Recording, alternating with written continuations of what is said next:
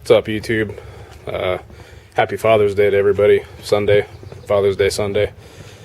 Hope everyone's having a good time out there. I myself am not a father.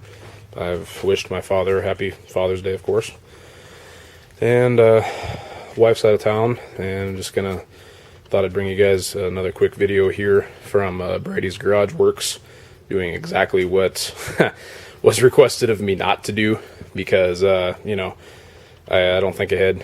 I get into a project and I get so immersed with it that I don't take the time to think, oh hey, this would be a great tutorial, because I have no idea how to do this, and other people don't. But anyway, what I wanted to go over today was, of course, I've already got the new rear bumper put on, so I'm kind of behind here, but going over taking the rear bumper brackets out of a ZJ Grand Cherokee. This is my 98. I just got my Nate's 4x4 rear bumper mounted with A-frame. And these are the old brackets. These were a pain in the balls, as you can tell. I ended up having to cut them. I don't know if I could have gotten away with that if I hadn't spray painted the back when we painted this thing, but I had to cut the backs of the studs off. As you know, if people have looked in there, these nuts are welded to the brackets. You've got a double end stud, you got a big coarse thread on top and a finer thread on the bottom that holds on. If anybody knows what those steel plates were in there that go onto the backs of these studs, because you got the stud that comes in on the back here. Anybody knows what the hell those plates were for? One of mine was missing when I started doing all this, and I just pulled the other one out because I didn't figure they did anything.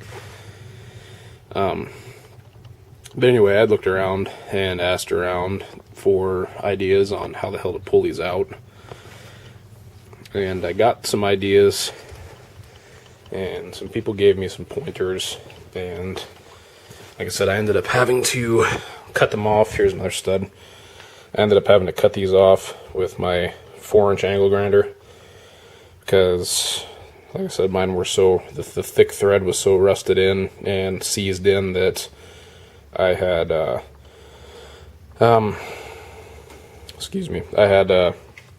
taken and sprayed them down with WD-40 Specialist heat.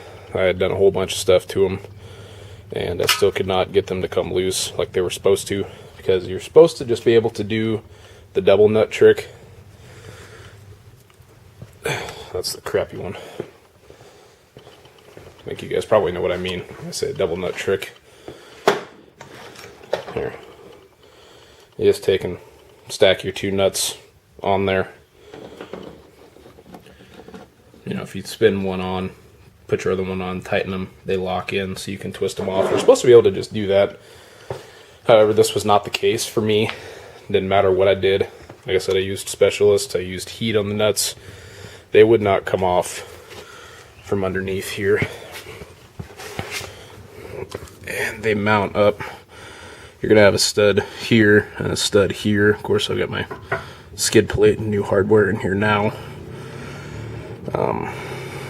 So yeah, that was the case. Anybody wants to see how a Nate's 4x4 bumper mounts, you have to do your bolts in there, and then you have to drill in your cross member and mount 4 more inside on both sides. Worked out really well, but someone's getting it. People are assholes around here. Anyway, so yeah, so you're supposed to just be able to do your double nut and spin these out, but you can see mine were pretty shitty shot, and that this wasn't the case, so I just cut them off. And you can do that fairly easily without having to really worry about the frame. You got enough back there that I don't think you have to worry about it too well. But I'd like to apologize. I think I did at the beginning of the video, but I'd like to apologize again for not doing what was requested of me this time. I know some of you guys had said, hey, you'd make a pretty good trainer if you'd if you just go through and show your process on the video. Well, I get so pissed off that I think YouTube would probably have pulled the video down if I'd have showed it while I was working on it. I'm an oil field truck driver. I've been a mechanic for 10 years. Yeah, it wouldn't have been very pretty. There was stuff being thrown, and there was violence in language, and it just wouldn't have been acceptable. So I'm going to show you afterwards. Then you got to see my bumper a little bit, and my messy-ass garage, and, you know, my front-end work that I'm going on right now, trying to do, re-gearing this, learning that very slowly. If anyone's curious, if you don't know, you cannot shim a Dana 30 outside the cups. They have to go inside the bearings. It's not made that way. So I got the pleasure of pulling those brand new bearings off last night and screwing them up. So now I have new ones coming with setup bearings on the way as well. I probably could have pulled the ones off of the old Carrier and ground them out to make them work, but I like to buy things. I like to buy the correct tools for the job. I don't like to try and make stuff if I can possibly get away with it. Excuse me, but I had brand new steering knuckles going here. This has got a 4.5 inch lift. From most of this is from Iron Rock Off-Road, as you could probably see from the skid plate. Brand new knuckles, brand new ball joints, over the knuckle steering setup. I'm going to 456 gears with Aussie front and rear. I have mail apparently.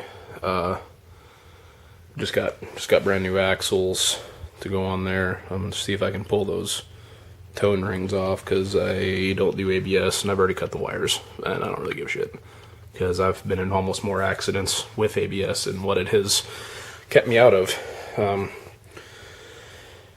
And Nate's 4x4 front bumper, Smittybilt XRC winch, 9,500 pound. I rebuilt the top end of this. I'm currently wiring in a USB plug in the cab. AFE cold air intake. I'm a diesel head. Cold air intakes are huge in the diesel world, in my opinion anyway. I've personally seen the gains that you get from them. Don't know how this is going to work. We're going to try it. I guess we'll see. You can really hear it sucking though, I know that. So if anything at all, if it bumps up the flow, then so be it. I know I should probably do a performance throttle body as well. But otherwise, so sorry I kind of got off subject on that. But anyway, try and be somewhat nice. I'll take some hits on this video for not doing what I was requested of me. But it is what it is. I'll try and be better on it next time. And y'all have a happy Sunday.